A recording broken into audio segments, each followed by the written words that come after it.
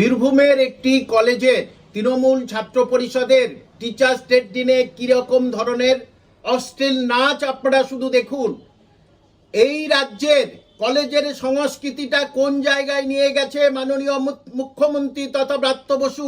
এদের উপরে কিন্তু কোনো অ্যাকশন নেওয়ার ক্ষমতা আপনাদের নেই। আর সেই জন্যেই আমাদের দেশ, আমাদের রাজ্য বিশ্বের কবি রবীন্দ্রনাথ ঠাকুরের কবিতা পড়ালো মালদার তৃণমূল ছাত্র পরিষদ।